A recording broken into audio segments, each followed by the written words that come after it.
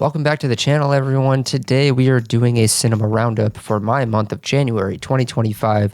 You already know the deal. This is everything that I watched in the month of January. We have a lot to get through, so let's get started.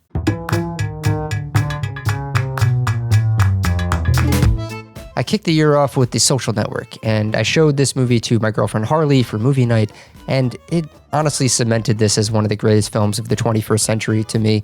A real no-notes type of film, and I just had to kick off 2025 with a banger.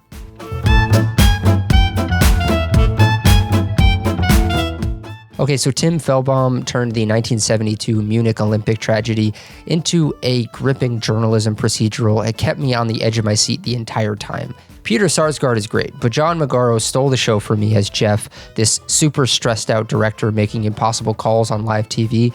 The whole movie has this analog, pre-digital newsroom chaos to it, rotary phones, giant walkie-talkies, cameramen running out to shoot B-roll, and the handheld camera work was so gritty, it gives it a documentary feel that's just so immersive. For the first time in a while, I was watching a film set pre-1980, and I didn't get bogged down or pulled out by what one might consider iPhone face. It felt like I was in 1972 and watching a bit of a neutral documentation of the events of that news studio. What hit me also was the tension between the horror of what's happening and the everyday life continuing around it. Athletes are still practicing while this crisis unfolds. It was haunting and kind of surreal, reminding me of a film like Cabaret. There's also no or very little preachy journalists or heroes stuff here. It's more interested in how hard and messy the job is, especially when you're trying to balance ethics with the needs to get the story out. And the lack of a score or barely any music just makes this even more intense, like it's all raw nerves and dread. And while I feel like a bit of a dummy for not knowing anything about the real story of this hostage crisis prior to watching the film, that lack of knowledge certainly added to my enjoyment of this film because every twist and mistake made by German police and the members of that newsroom truly hit me pretty hard, especially the panic that sets in during the final, reveal. At 95 minutes, it doesn't waste a second. It's sharp, smart, and hits that sweet spot between tense and thoughtful. Easily one of the best films about journalism I've seen in years, and there have been quite a few of them. I wonder why that is. Food for thought. Go check out my video that I made about this movie for a more in-depth review.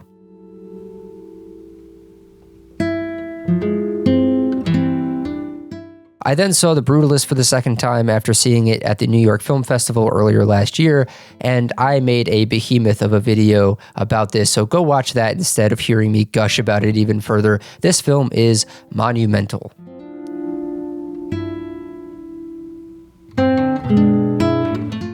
And then I saw Wicked, which I'm going to file under not for me, but I'm happy it makes others happy.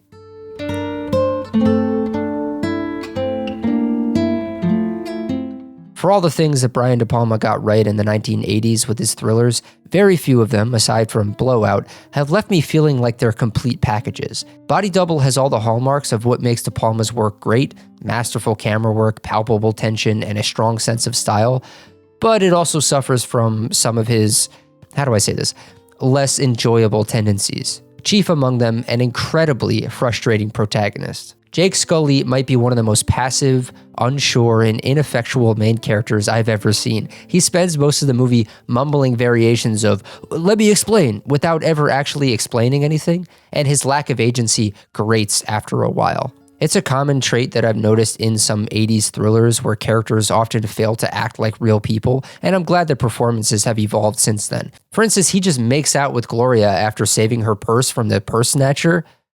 That's not how life works. That said, Brian De Palma's craftsmanship behind the camera is undeniable. His use of blocking, music, and swooping cinematography builds tension beautifully. The film borrows heavily and knowingly from Hitchcock, Vertigo, and Rear Window in particular. Jake's claustrophobia initially felt like a gimmick to me, but it pays off, I guess. Once I understood De Palma's intentional homage to Vertigo, I appreciated it more, though it still felt a little dated in execution. Ultimately, Body Double is campy, sleazy, and fun, exactly what you'd expect from De Palma. But it's weighed down by its irritating protagonist. If Jake Scully had been more compelling, or even less annoying, this might have actually been something truly special.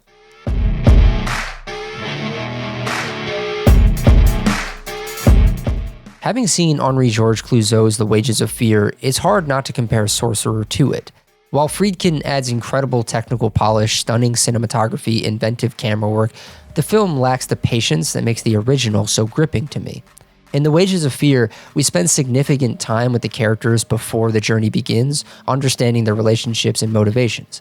In Sorcerer, William Friedkin keeps his characters at arm's length, offering little to connect us to them or to each other. The result is that while the set pieces, like the bridge crossing or the muddy hill descent or blowing up a giant tree blocking the path, are tense and visually impressive, they feel rushed, cutting off just as the tension starts to peak. Friedkin's decision to tell the story with minimal dialogue is admirable, but it comes at the expense of emotional engagement. Without that connection, the danger just feels less harrowing, even though I did catch myself muttering "Jesus Christ" under my breath a few times. That said, the cast is excellent, and the film's aesthetic is nothing short of breathtaking. The jungle feels oppressive, the sweat looks real, and the whole experience radiates discomfort. This movie was released in 1977, and it looks astonishingly modern. Sorcerer is undeniably impressive in its own right. Apparently, the shooting alone put many people in the hospital, but I couldn't help but wish Friedkin had slowed down and let the tension simmer. While it doesn't quite match the original's mastery, it's still a great film that deserves the cult status that it's earned in recent years.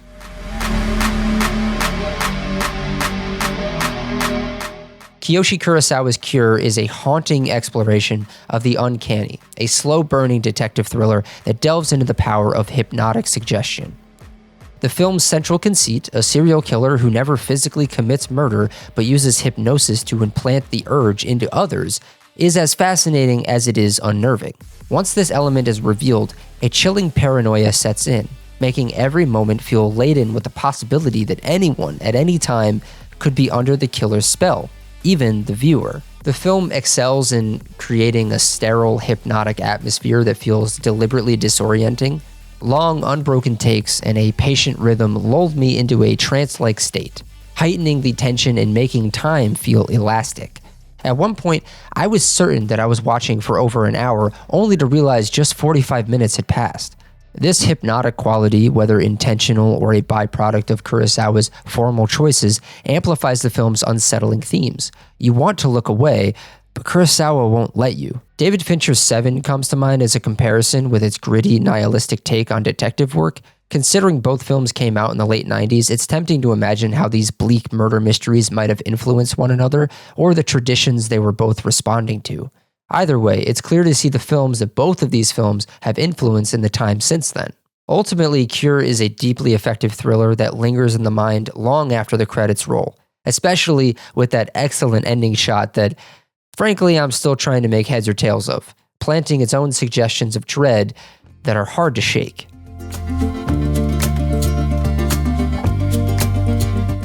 This is a film that I regret not watching sooner. This darkly comedic gem somehow evaded my attention until this month. Van Sant is a director I have long admired, but I feel he doesn't always receive the recognition that he deserves. While his hits are celebrated, like Good Will Hunting and Milk, he's often left out of discussions about the truly groundbreaking filmmakers of the 1990s. Watching this, it's clear that he was directing with a level of confidence and creativity that parallels more seasoned and celebrated auteurs of his generation. This movie blends dark comedy with really unsettling moments, resulting in a film that is both entertaining and deeply uncomfortable, especially through a modern lens. To add to that modern lens comment though, the film is also a successful critique of society that persists all the way to the modern day, almost chillingly so. At the heart of To Die For is Nicole Kidman's performance as Suzanne Stone, one of the most despicable and fascinating characters I've seen on screen in a long time. She reminded me of Rosamund Pike's Amy Dunn in Gone Girl, and I could see the DNA of To Die For in films like it, films about morally ambiguous, manipulative female protagonists. Kidman's performance is a real testament to her extraordinary range as an actress.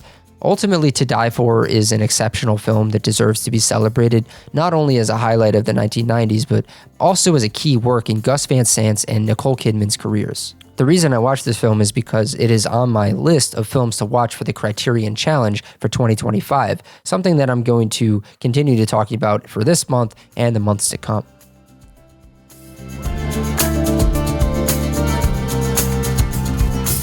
This left me completely floored. It's a film that only gets better as it goes, layering tension, character, and social commentary with such precision that it feels timeless. But watching it in 2025, I couldn't help but see its DNA in so much of the cinema that's come after. At one point, I thought, this feels like an episode of Law & Order SVU, with detectives chasing leads and gathering statements, not to mention other murder kidnapping procedurals like Seven. Hey, there it is again, we're talking about Seven. The mastery of the camera work is undeniable, with subtle foreshadowing woven throughout, like the chime of the clock that quietly pays off in the film's final moments.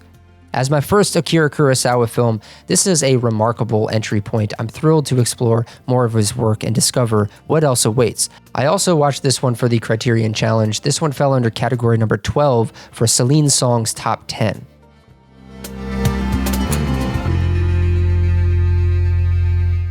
So this is the third time that I've watched Denis Villeneuve's Prisoners, and this is one of those movies that I feel only gets better and more disturbing and more uncomfortable on a rewatch.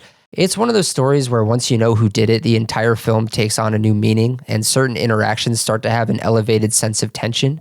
This film is also just so superbly acted, and I'm blown away by it every single time.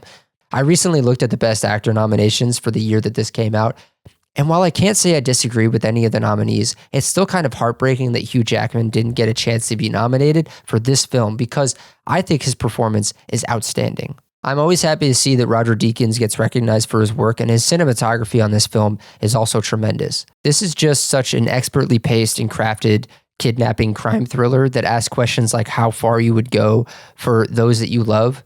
And one thing that hit me this time around was at the end when Hugh Jackman's wife says he's a good man, and Detective Loki looks at her and he knows that she's telling the truth, and he knows that Hugh Jackman is a good man, but sometimes good men are driven to do bad things. And it sort of asks that question, when is a bad action a good action? Or is what Hugh Jackman does in this film justified in any sense of the word? And it's really interesting stuff to think about. And it's definitely a movie that stays with you long after you've seen it.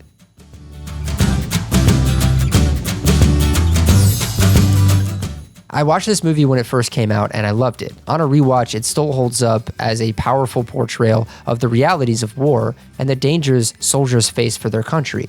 It also delves into the personal struggles and the sacrifices they make to their civilian lives. The film opens with a quote about war being a drug, and it uses that framework effectively. Jeremy Renner's character, portrayed as a wild man that's seemingly fearless of death, is burdened with the danger he puts others through. However, on this rewatch, some parts felt formulaic and predictable. Despite this, the film remains incredibly powerful and heart-pounding. A scene that has always stuck out to me is when Jeremy Renner is trying to adapt to the mundane task of buying cereal in a grocery store after enduring the thrill-seeking in Iraq. While I may have voted for a different film in the Best Picture category, Inglourious Basterds, it's undeniable that The Hurt Locker likely had a significant impact on many people who saw it, including myself. It's certainly a showcase for excellent performances by Jeremy Renner and Anthony Mackie.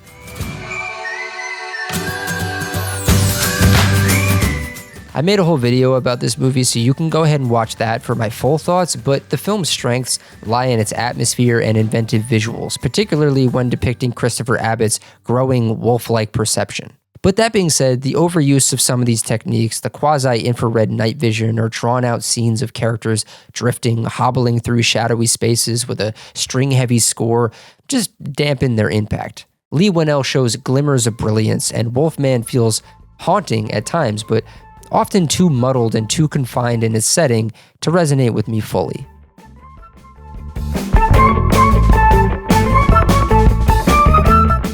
I made a whole video about Nickel Boys as well that I encourage you to go watch, but at the end of the day, I would describe this 2-hour and 20-minute film as a series of fragments of faded memories, and that might not sound appealing to everyone, but something about it resonated with me. While it might be challenging to grasp, I found this to be a unique experience, and that is rare and should always be celebrated.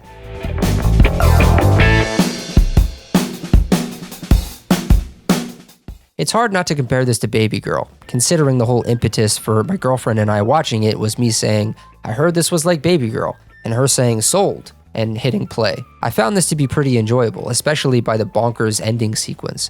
I think comparatively what clicked for me about this was the restraint that it had in the beginning, which ratchets up the sexual tension. Also, James Spader, being the biggest fucking weirdo, was just delightful. And the ebbs and flows of this feel a lot more entertaining to me. The initial spark of the affair, the rejection from Mr. Grey, who is trying to get a hold on his deviant urges, the unusual methods of winning him back, like the letter with the worm in it, the hunger strike hallucination sequence, pissing in the wedding gown, it all just worked for me. It felt like it never took itself too seriously. I found myself laughing a lot, while also not downplaying the overall message of sexual liberation or judging its characters for their unconventional behavior. There's an interaction between James Spader and Maggie Gyllenhaal where Spader says, "I like you, Lee, but I don't think I'm going to offer you the job." And she goes, "Why?" And he says, "It's your behavior." And she says, "What about my behavior?" And he says, "It's very bad." Dialogue exchanges like that one are so absurd and campy that it's hard to think that the crew and actors weren't in on the joke. My girlfriend and I burst out laughing at James Spader's reading of "It's very bad." Maybe it also has to do with my nostalgia for this late 90s, early 2000s indie suburban awkward charm. On one hand, it has this off-kilter John Waters energy mixed with the sentimentality of something like American Beauty. I don't know, something about this movie had me grinning the entire time.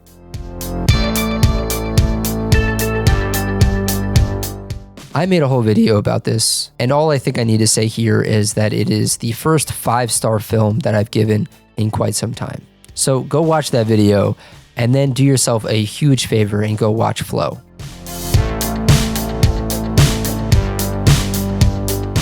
Henri-Georges Clouzot continues to impress me. After The Wages of Fear and Woman in Chains, he's 3 for 3 in my book. While Diabolique isn't quite as nerve-wracking as Wages of Fear or as stylish and ultra-modern as Woman in Chains, it's a masterclass in suspense that feels like a precursor to Hitchcock's most famous works.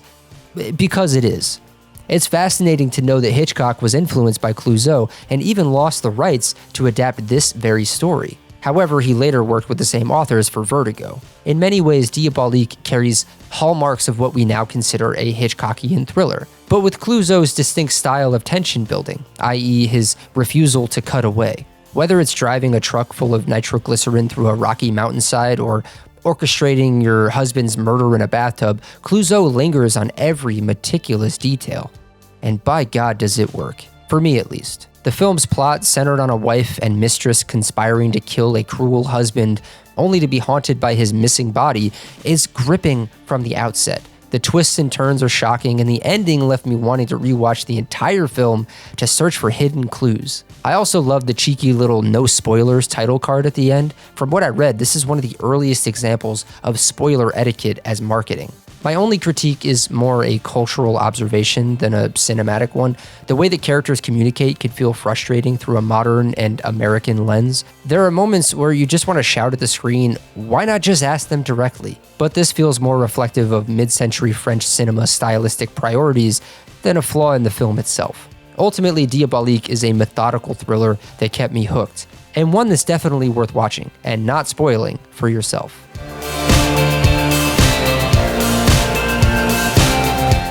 I made a video about this, and a lot of people watched it, particularly a lot of people in Brazil, and I have to thank them for watching that, so I'm not going to say too much here, but ultimately, I'm Still Here is not just a portrait of a family torn apart by political violence. It's a powerful exploration of the ongoing psychological impact on those left behind. Eunice Paiva played excellently by Fernanda Torres in a performance that I am thinking might win her an Academy Award. I don't know. I'm going to get to that later.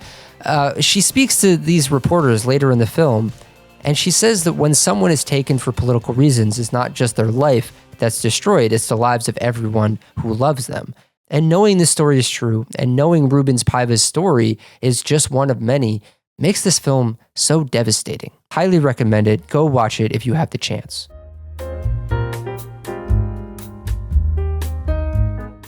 I made a whole video about Presence, so go watch that, but here I'm just going to reiterate that Soderbergh's willingness to zag when you expect him to zig is what makes him one of my favorite filmmakers and one of the best to do it over the last 30 years. And Presence is the kind of daring original film that I truly, truly hope that audiences show up for.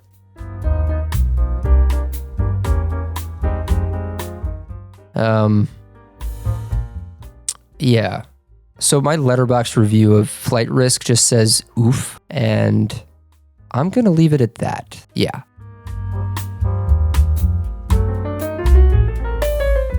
All right, buckle up. I have a lot to say about this one. Bob Fosse's Sweet Charity was his directorial debut, and it's tragic that this film flopped at the box office. Knowing that this film's failure led Bob Fosse into a depression, exacerbating his self-destructive habits and his incessant need to prove himself, added a bittersweet layer to the experience of watching it. The world lost Bob Fosse far too soon. But what he left behind, just 5 films, cements him as one of the greatest filmmakers to ever do it, in my opinion. Having now seen all of Bob Fosse's films, I firmly believe that his brief but extraordinary run stacks up against the works of any lauded filmmaker. With Cabaret, Lenny, and all that jazz, Star 80, not so much, he created 3 of the greatest films of the 1970s, and arguably the 20th century. But it all began with Sweet Charity. There's an irony in the idea that without the failure of Sweet Charity, we might not have gotten all that jazz. In some parallel universe where Sweet Charity was a massive hit, Bob Fosse becomes a prolific Hollywood musical director. He avoids his worst vices and never feels the pressure to create something as personal and raw as all that jazz. But that's not our world. Instead, Sweet Charity was a box office failure, a fact that likely fueled Fosse's later masterpieces. So why did Sweet Charity flop? Watching it, I'm hard-pressed to find an answer because this film is bursting with creativity and charm. The cinematography is stunning, the staging and choreography are everything you'd expect from Fosse, innovative, striking, and full of life.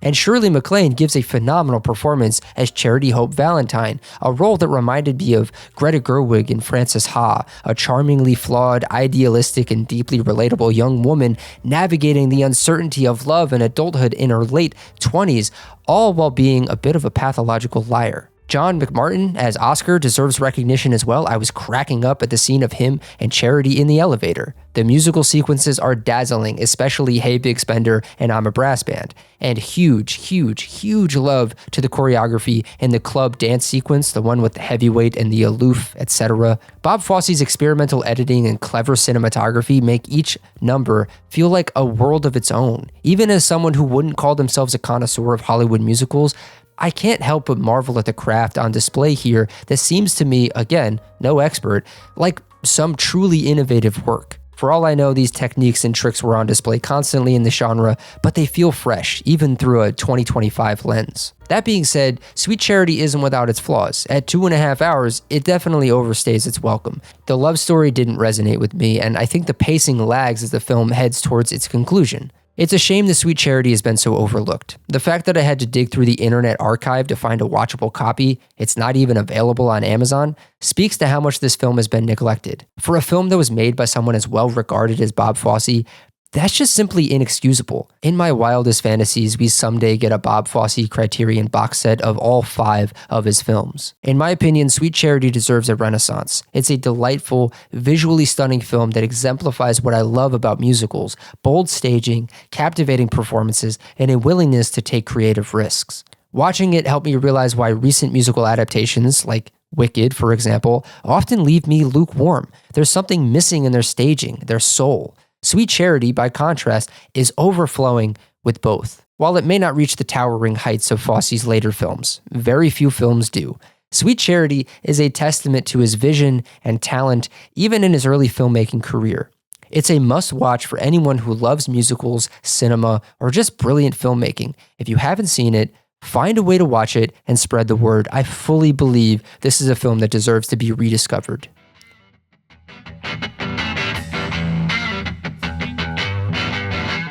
Boy, oh boy, that was quite a rant, wasn't it? But now we're talking about Jacques Tati's Playtime, which is nothing short of a cinematic marvel.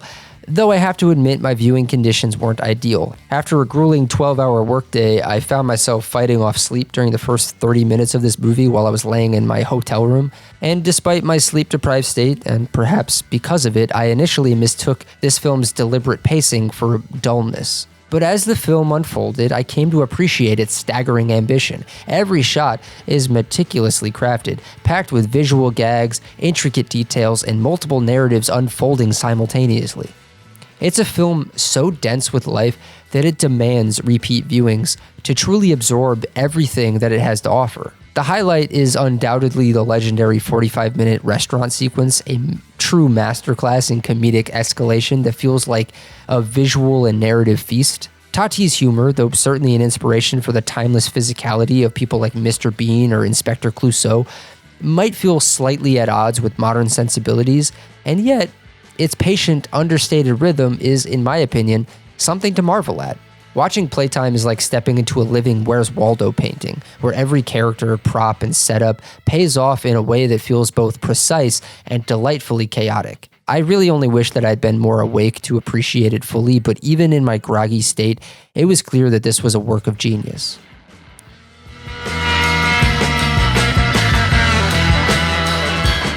This was my second Brian De Palma movie of the month, and there are some solid De Palma-isms in this, and the use of the split screen was chef's kiss. I wasn't as thrilled by the last third of this movie or the explanation of the twins and the hypnosis stuff, but it was still a joy to watch. The prevailing element of these De Palma films that keeps irking me is the insistence, or maybe it's unconscious or a piece of its time, on having one irrational, annoying, idiotic character. De Palma's films exist in this universe of one character that's all like, you gotta believe me, and then a bunch of authority figures being like, yeah, right, whatever you say, wacko. This film employs those same tried and true tactics, but when the you gotta believe me character is as grating and unconvincing as Grace Collier is in this one, it's tough to empathize. I'm just convinced that you don't go into a De Palma movie expecting the most realistic dialogue or sophisticated twists and turns. You go into them to see colorful characters, inventive camera work, unique editing, and some campy violence.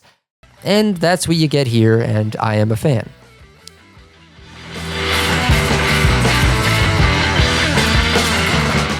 While Craig Mottola is now well known for movies like Superbad and Adventureland, this was one of his earlier works, and I found it incredibly enjoyable. The cast was fantastic across the board. The premise, an entire family coming together to confront a potentially cheating spouse, is delightful to watch, especially with characters as distinct and well-developed as these. It's impressive how much depth each character has, considering the movie's relatively short runtime. I honestly can't single out one performance as a standout because the entire cast works in perfect harmony with the script. Every stop along the way leading to the final confrontation between Hope Davis and Stanley Tucci is just phenomenal. I really like this film. It has strong 90s Gen X vibes, reminiscent of movies like Reality Bites, Slacker, or Clerks. It features those quintessential characters that wax philosophical or political about their beliefs or their lack of beliefs, and why those views, or lack of views, should resonate with everyone. I know some people might find this aspect kind of grating, but for me, it works. It feels like a time capsule, capturing the essence of an era and a generation that believed they had something important to say, and this was their way of expressing it. Man, oh man, this was a busy month of watching movies for me. Thank you guys for sticking around to the end of the video. Go ahead, hit the subscribe button, hit the bell to be notified when new videos come out. As you can tell, I'm losing my voice. That's how long I have been recording this whole goddamn video for all of your enjoyment. Let me know some recommendations for what I should watch in February, and stick around until next month to find out if I actually listen to your advice. Be sure to check out my podcast. Thank you to everyone who's been joining the channel, and I'll see you on the next one.